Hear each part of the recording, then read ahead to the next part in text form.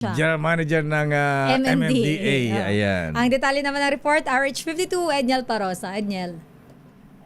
Ang sagot, Sister L, wala pa ring schedule na inilalabas itong Campo Crame hinggil sa paglapit o paglapat ng ika-4 na Australia sa balikat nitong acting chief ngayon ng PNP, si Police General Jose Melencio Nartates Jr.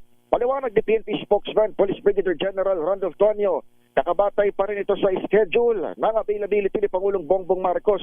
Gayunman, in-invite na raw ng Crame ang presidente sa Huwebes, January 29, para sa pagulitan ng ika-35 PNP Day. Tiniyak naman ni Tonio na nararatiling handa ang PNP sa seremonya. Patuloy na mga nakikita nating mga pagsasanay dito sa Crame kamakailan.